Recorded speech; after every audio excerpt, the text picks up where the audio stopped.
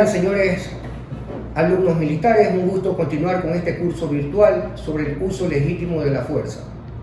Hoy nos acompaña el doctor Stalin Naranjo Pincay, quien tiene una larga trayectoria durante la Fiscalía General del Estado en diversas unidades especializadas. Entre ellas destaco haber sido ex agente fiscal de la Unidad de Asuntos Acuáticos número 1 por 2 ocasiones, así como también en la actualidad se desenvuelve como agente fiscal número 7 de la Unidad Especializada de Delitos contra la Fe Pública. Hoy vamos a continuar conversando sobre los diversos temas que hemos venido tratando durante este curso. Y es así, señor doctor, que le pregunto, dentro de este contexto del uso legítimo de la fuerza, ¿qué es la legítima defensa? Bien, buenos días a todos. Realmente hay que entender bastante bien el concepto del uso legítimo de la fuerza. Es la actuación en defensa de una persona o de los derechos propios en respuesta a un ataque ilegítimo. Es una circunstancia eximente de responsabilidad. Para entender mucho mejor lo que es la legítima defensa, lo podemos encontrar en el artículo 33 del Código Orgánico Integral Penal. El artículo 33 de este cuerpo legal establece de manera clara tres requisitos que tienen que ser cumplidos, los tres paso a paso, para poder aplicar o para poder tener como un argumento la legítima defensa. Lo primero es la agresión actual e ilegítima. Hay que entender que la legítima defensa no es otra cosa que la reacción de la persona ante un ataque.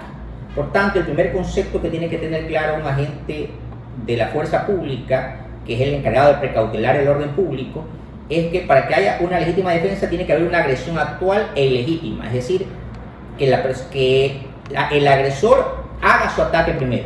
Es el primer requisito, que haya una agresión actual e ilegítima. Lo segundo, la necesidad racional del medio empleado y de la defensa. ¿Esto qué significa? Que cuando la persona esté siendo atacada, sea necesario la reacción natural del servidor ante el evento de la agresión del cual está siendo víctima. Y tercero, que haya una falta de provocación suficiente por parte de quien actúa. Es decir, para que sea un acto considerado legítima defensa, no debe de haber de parte del servidor una provocación. Todo tiene que ser un acto espontáneo, ¿basado en qué? En que la persona o el servidor policial, militar o de quien está precautelando la seguridad de alguien actúe reaccionando ante un ataque.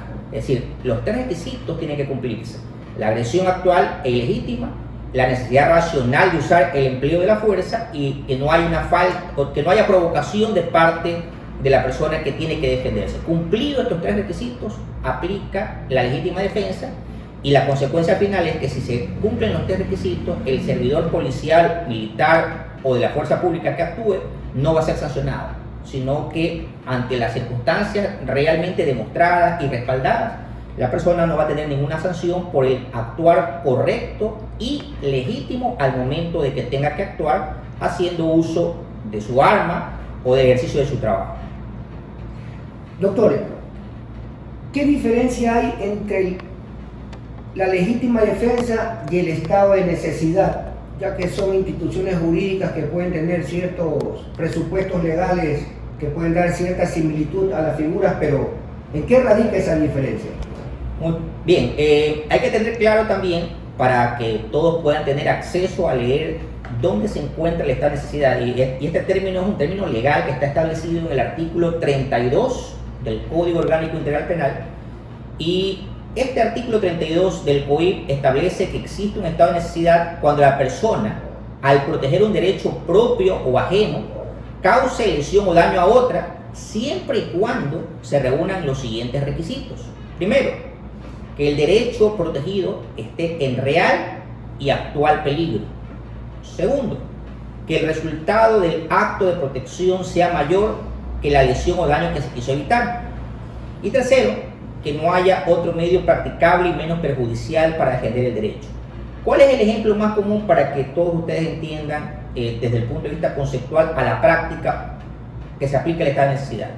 Muchos de ustedes recordarán hace algunos años atrás, cuando en la provincia de Imbabura hubo un hecho que fue público en el que un individuo tenía maniatada a su conviviente, la estaba apuntando con un arma de fuego. La señora se encontraba en estado de gestación, es decir, estaba embarazada. Y la policía y miembros de la seguridad rodearon a la persona, todos ellos apuntando a la persona que la tenía a la señora apuntada. Esta persona era un ciudadano de nacionalidad extranjera. Y como ustedes recordarán, lastimosamente el desenlace final de este hecho fue que esta persona, el agresor, terminó disparando contra la señora, causando la muerte de la señora y del producto del embarazo. Y la policía, estando rodeando a esta persona, no pudo actuar de manera apropiada al momento de precautelar la vida de dos personas, tanto de la señora como del gestante o del producto de la gestación. ¿Y por qué aplica el estado de necesidad? La fuerza pública, todo el personal que acudió ese día a prestar auxilio, podía haber actuado porque en este caso los tres requisitos se cumplían. El derecho protegido esté en real y actual peligro. ¿Cuál era el derecho que se estaba protegiendo? La vida de la señora, que estaba a punto de perder la vida, todavía no le habían disparado. Existía un derecho protegido que era la vida de dos personas y era real y estaba en actual peligro porque se estaba suscitando en ese momento. Segundo, como lo dice el requisito, que el resultado del acto de protección no sea mayor que la lesión o daño que se quiso evitar. Es decir, en ese momento todo el personal de la fuerza pública tenía que valorar en el instante del hecho de que si ellos no actuaban, la vida que se perdía eran de dos personas, versus la persona agresora que estaba con un arma de fuego y que podía hacer uso del arma, sea con la mujer, con el gestante o con el personal de la fuerza pública. Por tanto, ante esos dos derechos que estaban en confrontación, la fuerza pública debió haber actuado precautelando la vida de dos personas y reaccionando de tal manera o apuntando al agresor de tal manera de que si no lo mataba, al menos le disparaba en una parte donde la persona quedase herida, pero que no cause daño. En este caso, lastimosamente, no se actuó de esa manera. Y tercero, que no haya otro medio practicable y menos perjudicial para defender el derecho. Es decir, en ese momento, ante la escena que tenía la fuerza pública, de ver a una persona totalmente desquiciada, apuntando a su ex conviviente con el producto de su embarazo, es decir, tenía ahí lo que consideramos en la Constitución, dos grupos vulnerables, la mujer y una persona y un producto de un embarazo que todavía no sale, pero que ya es una vida desde el momento en que está en el vientre de su madre. Entonces, esa acción debió haber orillado a todo el personal de la fuerza pública a actuar en defensa de esas vidas, y porque no tenían lastimosamente otro medio practicable y menos perjudicial, por tanto debieron haber actuado. Si hubiese habido algún agente de la fuerza pública que le hubiese disparado a esta persona y lo hubiese matado, se hubiese aplicado el estado de necesidad. Es decir, no había necesidad de que ese agente de la fuerza pública sea sancionado, sea penado, vaya a la cárcel. ¿Por qué? Porque él actuó cumpliendo los tres requisitos del estado de necesidad, y estando preparado el agente de la fuerza pública pudo haber aplicado esta invocación jurídica y el desenlace de la historia hubiese sido distinto. Es decir, una señora que estaría todavía con vida, el producto de su embarazo hubiese también visto la luz, y aparte de aquello, el agente no hubiese sido sancionado, y tendríamos un hecho ante toda la ciudadanía que, como filmaron el hecho, hubiese quedado muy bien la fuerza pública, pero que en este caso penosamente no estuvieron preparados ante la eventualidad presentada. Pero aquí aplica claramente el estado de necesidad. Ok, dentro de este contexto, doctor, al hablar del empleo legítimo y excepcional de la fuerza, ¿cómo puede la Fiscalía identificar si uno de los miembros del personal militar, al realizar o cumplir una operación, obtiene como respuesta alguna amenaza? Bien, hay que valorar algunos aspectos cuando un caso de este tipo llega a conocimiento de la Fiscalía. Lo primero que hay que tener en consideración, si dentro del evento que llega a conocimiento del fiscal de turno existe alguna grabación o un video en el que se logra apreciar cuál fue la actuación del servidor policial o el servidor de la fuerza pública al momento del hecho. Si no existe un video, los testigos, es decir, personas que hayan estado en el lugar del hecho, que hayan atestiguado lo que sucedió. Tercero, verificar en la persona que fue víctima de la agresión, si es que quedó herido o si falleció, qué tipo de afectación tiene, es decir, si tiene lesiones, si tiene agresiones, y depende también de la narración de todas las personas que estuvieron en el lugar para entender el contexto de la actuación. Como bien consulta, este uso de la fuerza es excepcional y como excepcional tiene que actuarse de acuerdo a las circunstancias del hecho. Por tanto, si el accionar policial o del servidor al momento de actuar es correcto y proporcional al evento que está viviendo, no va a haber nunca una sanción, sino que se va a valorar la correcta accionar del servidor en el instante en que cumple con el trabajo que es ¿cuál? Neutralizar a la persona que está actuando en contra de la ley. Ok. Si bien es cierto, el personal de Fuerzas Armadas cumple distintas operaciones militares dentro de lo que es controles en marcha, controles a los centros privativos de libertad. De esta manera, ¿cuál es el accionar de la Fiscalía en el momento en que uno de sus miembros realiza el uso ilegítimo de la fuerza? Bueno, una de las cosas que hay que tener en consideración es la definición que establece el artículo 5 de la ley del uso progresivo de la fuerza respecto al uso ilegítimo. Y el ejemplo más claro que puedo yo traer a colación, no necesariamente en un centro de rehabilitación social, sino en los famosos casos de allanamientos que se dan prácticamente durante gran parte de las semanas y que todos vemos por televisión o por las redes sociales.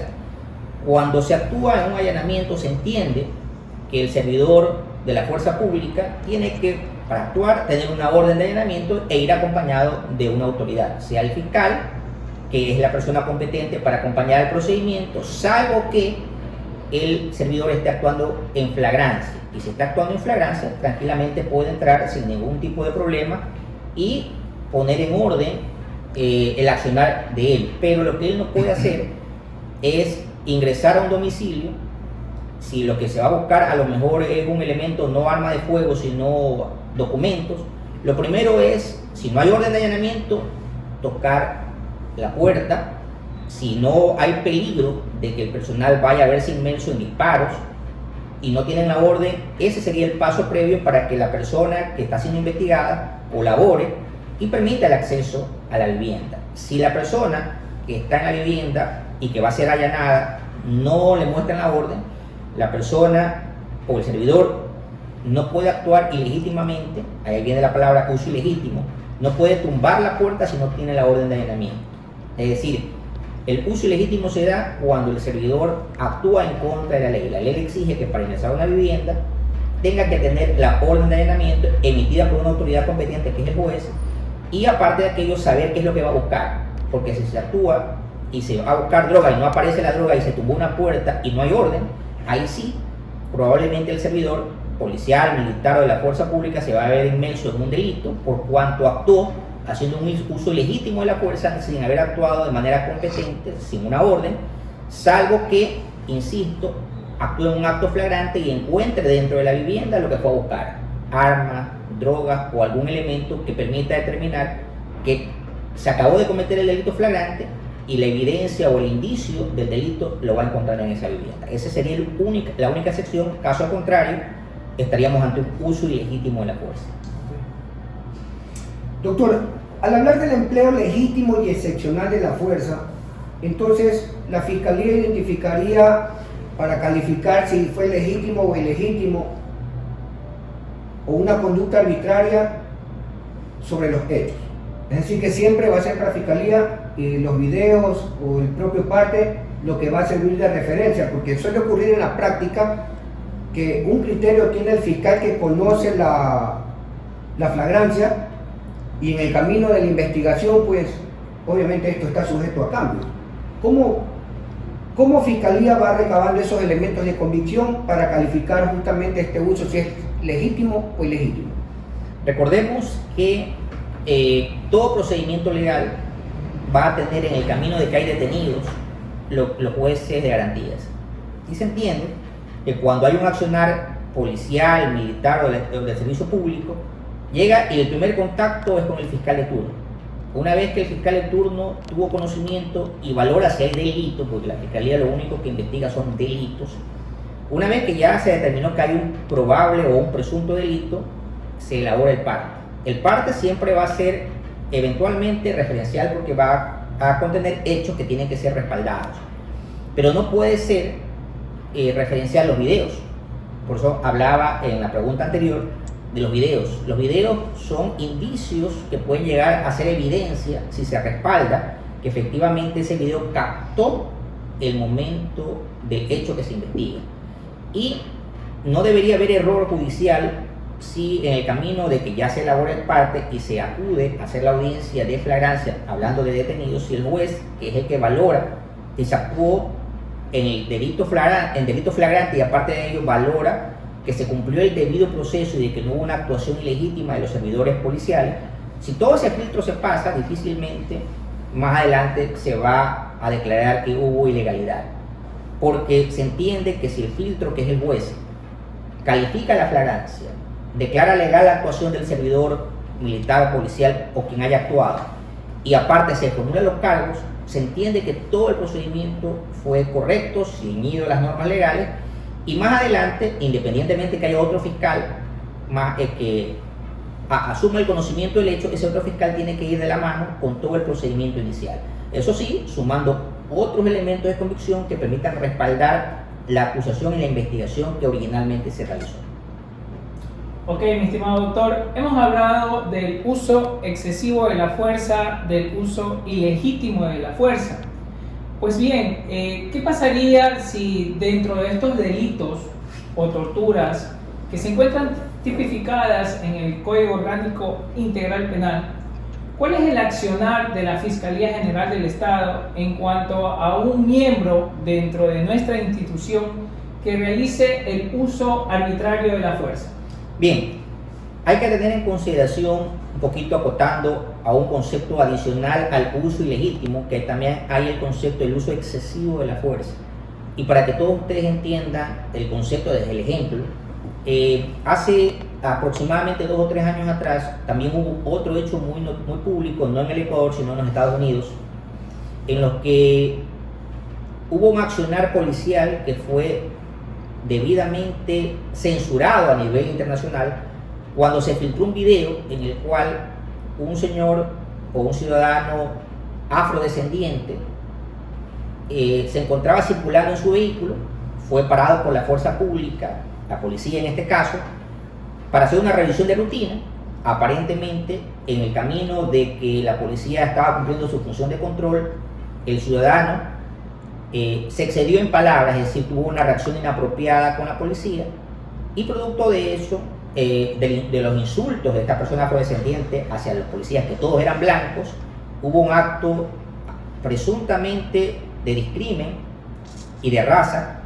en el que la policía lo abordó, la persona reacciona, lo neutraliza a esta persona de afrodescendiente, y ya cuando lo tenían neutralizado, lo pusieron boca abajo y le pusieron la pierna en el cuello.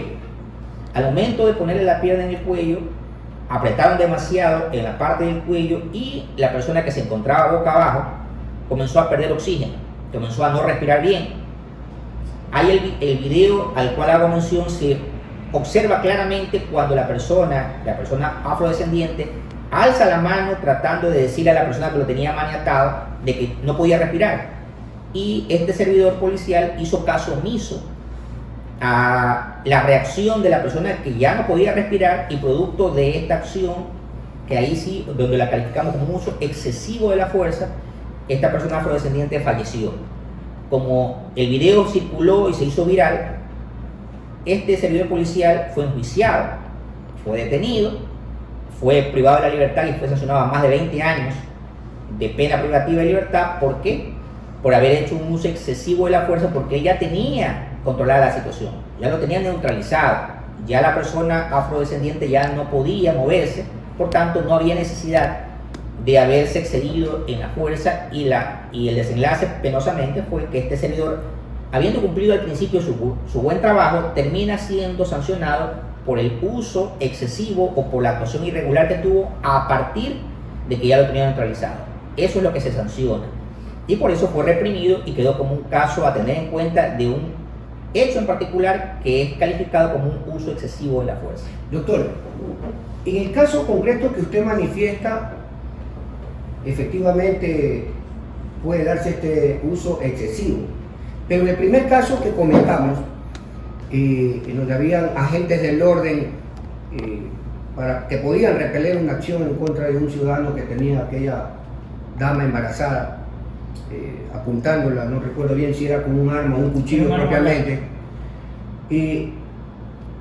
se puede prestar a muchas subjetividades, porque operacionalmente hablando podía venir un francotirador y dar de baja a dicho ciudadano, pero donde si fallaba el tiro o si se daban otras circunstancias que hacía que de pronto el agente que iba a disparar en contra de este ciudadano terminaba sin querer queriendo avaliando a la señora embarazada, quien justamente se estaba precautelando su integridad. ¿Bajo qué perspectiva se puede prestar esto bajo la subjetividad a ser analizado? Porque consideremos también que vivimos en tiempos muy mediáticos en donde las redes sociales inician acciones, las redes sociales investigan y es más, a veces hasta las propias redes sociales juzgan y dan ciertos direccionamientos al sector justicia.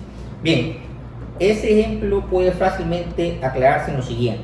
En el caso específico que me plantea, dije que era un estado de necesidad porque efectivamente estaba la vida de la mujer y del producto de su embarazo en peligro.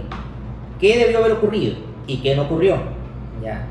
Entendiendo que se entiende que la fuerza pública, policía o militares o quienes estén al momento del auxilio están preparados para saber actuar ante una emergencia, sabiendo que esta persona estaba con un arma blanca, como se ha indicado en la conversación, y estaba en peligro y se notaba que la persona, porque esto se hizo viral, todo el mundo vio el video, esto circuló a nivel de Ecuador, ese video hubiese sido muy relevante para usarlo como un eximente, es decir, como un indicio de que el actuar policial fue el correcto, porque ahí quedaba evidenciado ante toda la opinión pública que la policía o la fuerza pública actuó de manera correcta ante un estado de necesidad de una persona que iba a perder la vida. Pero lo que no ocurrió aquí es que la policía o el personal que estuvo ese día no estuvo preparada para saber reaccionar. De hecho, ellos mismos, en el uso proporcional de la fuerza, o el personal que rodeó a esta persona, porque en el video se veía claramente que todo un personal hizo una U rodeando a la persona que estaba con el cuchillo. Es decir, cualquiera de ellos, con una persona que dirigiera el operativo o la acción, hubiese actuado si es que hubiesen sabido disparar. E incluso si hubiese habido un francotirador, se entiende que el francotirador está preparado para desde un ángulo adecuado disparar a la persona, precautelando de no afectar indudablemente a la mujer o al estado o al producto de la gestación. Por tanto, lo que evidencia este hecho es que el personal que acudió ese día, ese personal no estuvo listo y preparado o adecuado para actuar, porque si hubiese sido alguien que hubiese tenido la pericia, la preparación y el conocimiento de saber actuar en ese momento, probablemente la vida de esa persona se hubiese salvado, no hubiese sido sancionado y hubiese quedado como un buen precedente de saber actuar en un momento en el que se necesita actuar de inmediato y el estado de necesidad hubiese sentado hasta en jurisprudencia porque hubiese causado un buen antecedente de un accionar en un momento de alto peligro y en el que no iba a ser sancionado por un correcto accionar al momento del hecho. Previo a concluir, estimado doctor, ¿qué sugerencia o mensaje nos puede impartir para todo el personal militar, tanto de oficiales y tripulantes que son parte dentro de este campo virtual? Que no dejen de prepararse. El trabajo de la fuerza pública exige una preparación constante, exige que estén preparados no solamente para el uso del arma o de las distintas armas. Actualmente incluso se usan armas largas, rifles, fusiles y demás. Hay que estar preparados para saber actuar y usarlo. Segundo, tienen que tener conocimiento legal y no tienen que tener miedo al actuar, porque si ellos lo hacen bajo el conocimiento legal que tienen que tener, la capacitación que reciban, si lo hacen de manera correcta, pueden aplicar o el estado de necesidad o la legítima defensa, dependiendo de las circunstancias. Y aparte de aquello, mientras ellos actúen precautelando la seguridad pública, la seguridad ciudadana y su propia vida, en el momento en que realmente se vea afectado o pueda ser vulnerada su vida o su seguridad, el accionar de esta gente va a estar respaldado por la normativa legal vigente.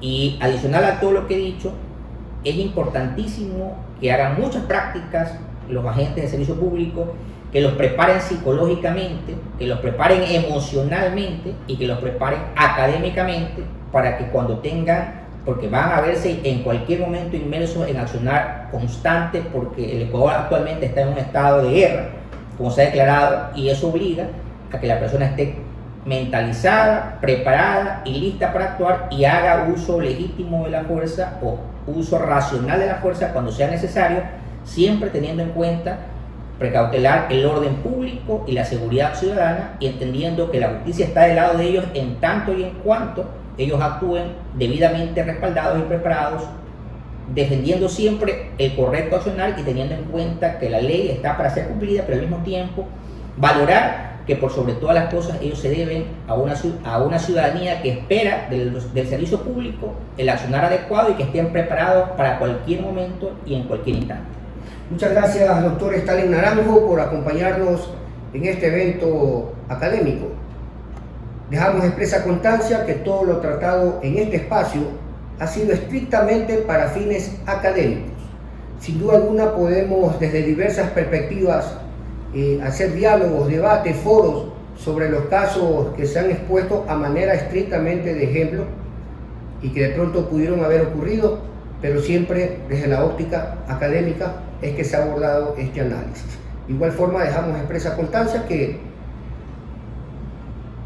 como Fiscalía y como participantes, capacitadores, tutores de este curso, pues le deseamos todo lo mejor a todos ustedes, miembros de Fuerzas Armadas, policías y demás cuerpos de seguridad que actúan como agentes del orden, el mejor de los éxitos y sobre todo pues que el Estado les brinde ese derecho a la seguridad jurídica y les brinde ese patrocinio institucional que corresponde. Hasta aquí este evento. Buenas tardes, nos vemos en una próxima ocasión. Muchas gracias, sargento Muchas gracias, doctor Vargas y doctor Stalin Vargas.